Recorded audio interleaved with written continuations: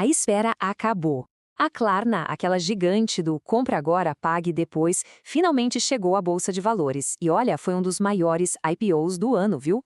Mas com toda essa movimentação, fica uma pergunta no ar. A questão que todo mundo está se fazendo é: e aí? O caso para investir na empresa melhorou ou piorou?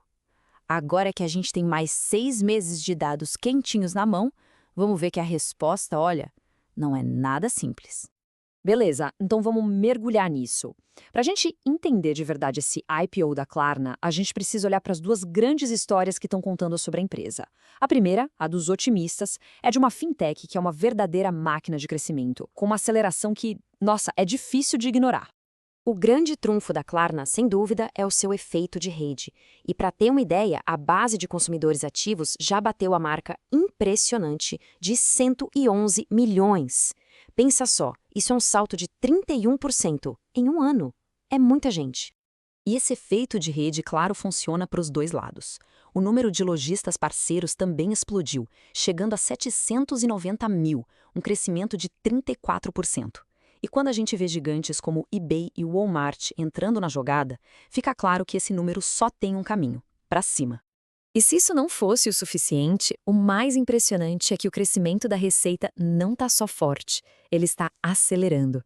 Foi de 15% no primeiro trimestre para 20% no segundo.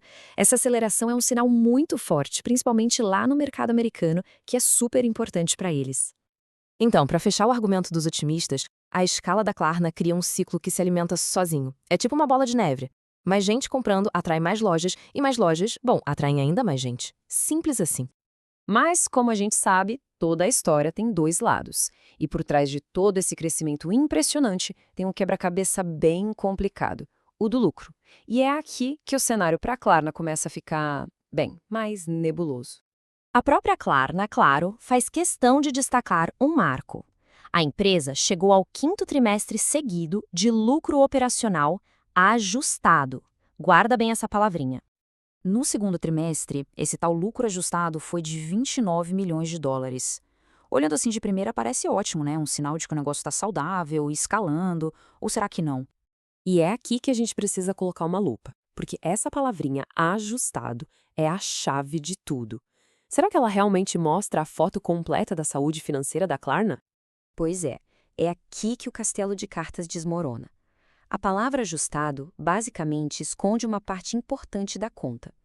Quando a gente coloca de volta os custos como a remuneração dos executivos em ações, aquele lucro de 29 milhões de dólares vira, na verdade, um prejuízo operacional de 46 milhões.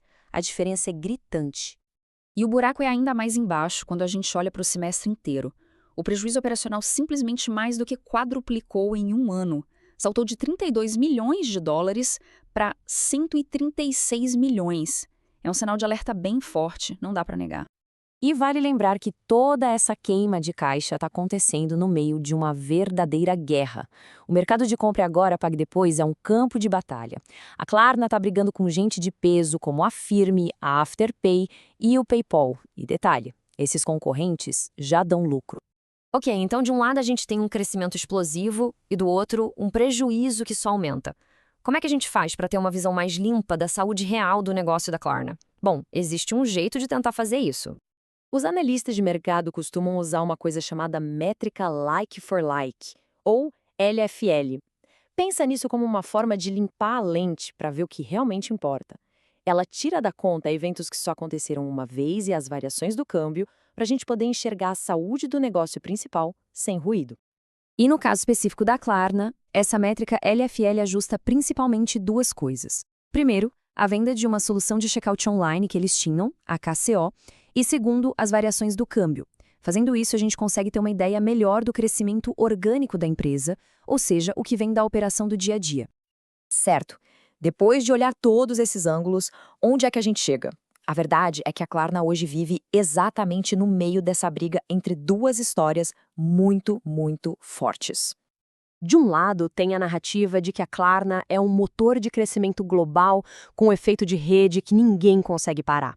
Do outro, tem a história de que é uma empresa numa corrida para o fundo do poço, queimando dinheiro num mercado super competitivo onde o lucro de verdade parece uma miragem. Então, A grande pergunta que fica para o futuro é: o que a Klarna vai se tornar? Vai ser o grande símbolo de uma nova era no mundo das finanças? Ou vai virar um exemplo clássico dos perigos de crescer a qualquer custo?